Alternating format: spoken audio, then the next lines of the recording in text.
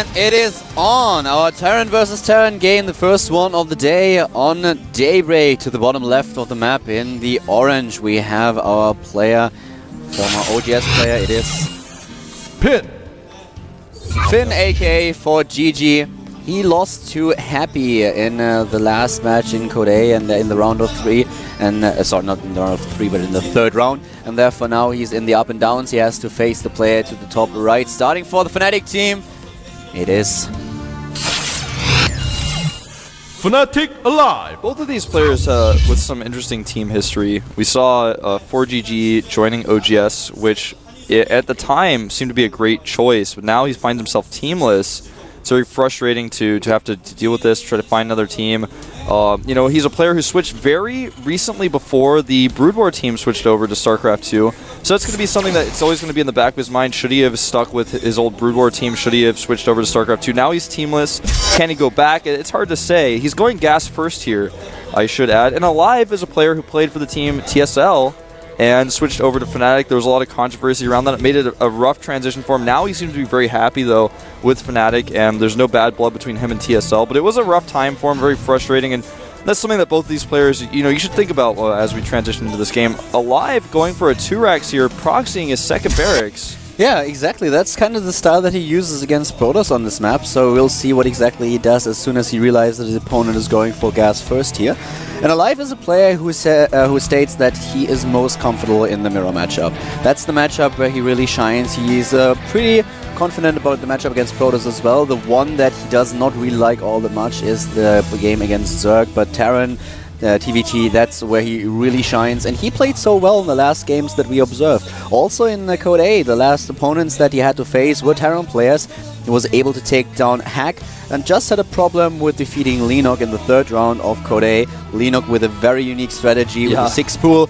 Then we saw Alive countering with double 11, and it was just so interesting to see how those games turned out. So yeah, that was definitely something I would recommend going back and watching if you guys missed I'm really curious how this is going to play out here. And, well, the double barracks, is he really going to commit to it? I kind of doubt it, to tell you the truth. I don't think he's going to commit. He's sending one of his SCVs home, and he just does not have enough to really commit. He's going to trade okay with Marines up at the front of his base, then like it's just going to be held. One thing I'm really surprised about, though, is that he's not stopped Marine production if he's not going to commit to this, because I think if he's not going to commit more, he needs to stop Marine production for a little bit and make a command center. Otherwise, he's going to be like no command center and no tech versus someone who went gas first. Some resources now, and I think we will see it. There it is, the command center momentarily, and yeah, he's already flying back with his barracks, but he's trying to put some pressure onto his opponent. The Hellion is in the game, though. And this is definitely a problem for him. Against the Hellion, it's going to be pretty tough. A second one is already building. He needs some nice micro here. Maybe he can take down an SCV or two. I doubt that he will be able to kill the Hellion. Maybe the SCV, one SCV dies, and he takes down the second one as well. Well done. Yeah, but I really feel here the better opening goes to Finn by far. Oh, I agree. But just imagine if he didn't kill one of the SCVs. Yeah, if he had done anything, it would have been like, it would have been really, really bad for sure. So it was not the best opening for him. He kind of hoped that his opponent would go for an early expansion here, but he attacked. Well, just saw, okay, there's a fast tech. He had to face Hellions. He could not really run away from the Hellions, so he tried to make the best out of the bad situation. He didn't. He hesitated for a second, and now the bunker will probably finish. Wow, a lot of hesitation here from Finn. Could have easily killed both of those Marines and stopped the bunker from going up if he committed early on. I'm actually a little bit surprised that he pulls back with both Hellions. Yeah. If he would have just used the one that is still down in the orange in order to attack, he could have done a little bit more damage. Now he kills nothing. I mean, the bunker finishes. That was not as good as it could have been. The second stage of the plan is en route. We have the Medivac now with the Marines, and he's heading for the main base of Alive. Alive is in a pretty tense situation right now. He's in a really tough spot. He needs to be very careful. I don't think he can hold this, man. If he holds the initial drop, he's going to lose a lot to do so. He still has no way of dealing with Banshee play, which is something that looks like Finn is going to be following up with as well as siege tanks. Here we go. He's going to elevator these Hellions in as well. With the Medivac healing power, I'm just not sure if this is going to be enough, even though he has the barracks production on his side here. And here we go. Marines on the side really helping out, though. Yeah, they actually do. The Hellions do some damage. Here come the SCVs trying to help out, but he has to be careful. He's losing everything here. And Alive, he did not lose too many units. He lost 3 workers in total, as did Finn. This is still pretty intense here. Yeah. 20 to 26 harvesters in favor of Alive, who can now build double SCVs, and that's one thing that Finn just does not have. He has the better tech, but he is not transitioning into some kind of expansion play. It's too late for him to expand now. He's He has to completely do an all-in. focusing on his one-base play. His all-in, though, it's going to be pretty tough to stop. I thought his attack there was going to do a little bit more damage. Those 2 Marines, though, from the low ground really, really helped out. I thought he was going to try to use the Hellions and drive them up into the ramp, so those Marines would have to be there, but in the end, he elevated them in, and those 2 Marines, they actually made all the difference in the world.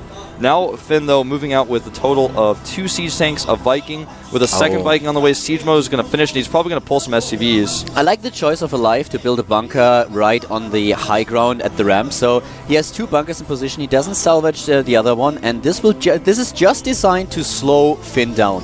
This is all that he needs right now. He needs to slow his opponent down so that he can get Marauders into play, that he can stim, that he can get all these upgrades, and he just has to make sure that his opponent is a little bit delayed.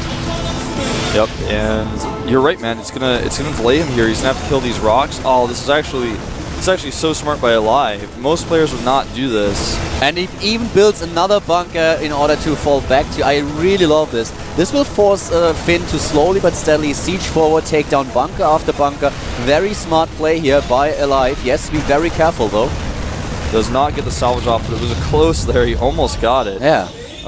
This is the scary part, Kaldor. He's moving in now. He's gonna, if he gets control of that ramp, it's gonna be really, really difficult for Alive to do anything here. But have a quick look at the production of Alive. We have the first tanks and siege mode. If he's able to complete these, then he will be in a much better position. Yeah, that's what he needs. If that finishes, he actually will have a good chance of surviving here. We're gonna see Alive target, or rather, Finn target down the bunkers of Alive, and now his units are caught. They have no escape.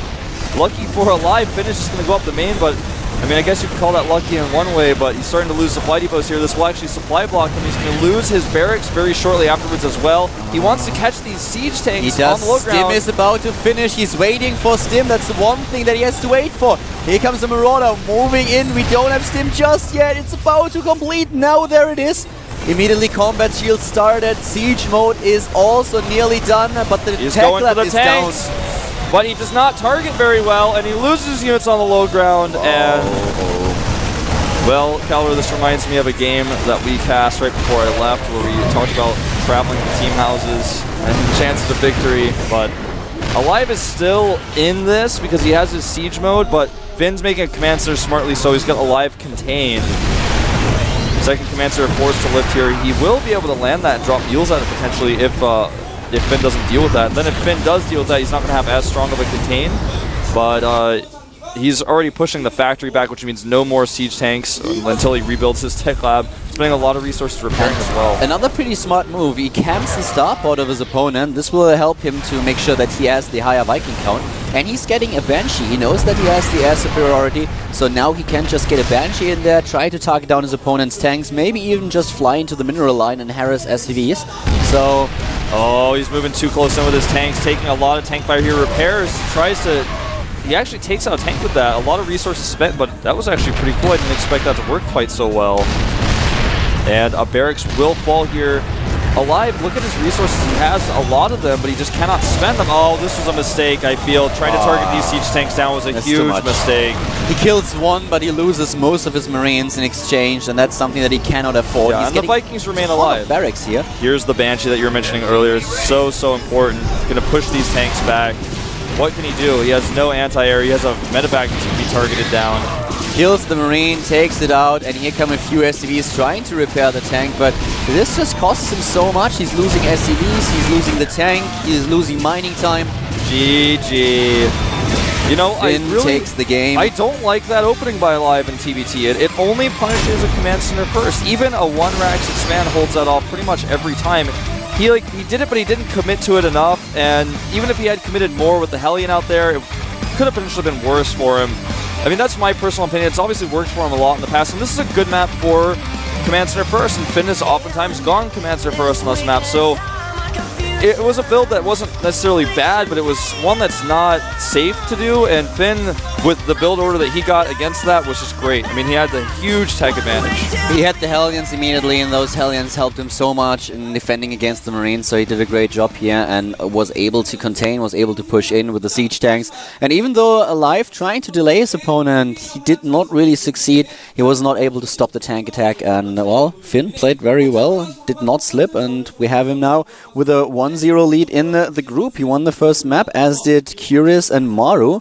So our next match is going to be Bomber against Puzzle, if I'm not mistaken. Yeah, I think you're right. I'm like still a little bit. I haven't been able to prepare as much for this. Why is Jay doing that, man?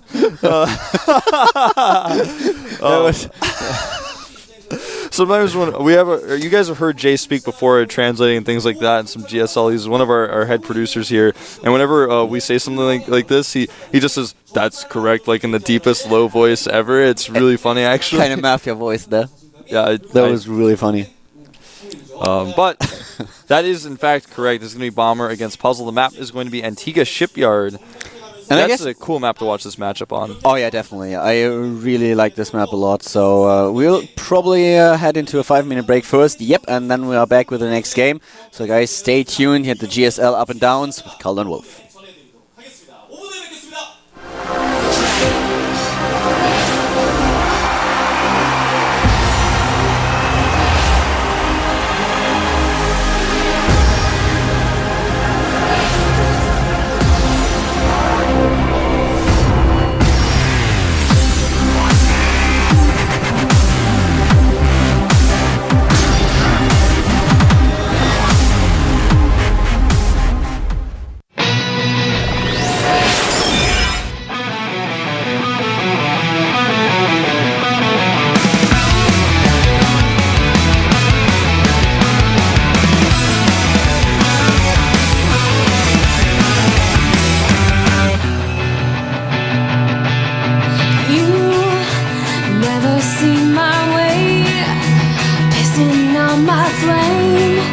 I'll be the one last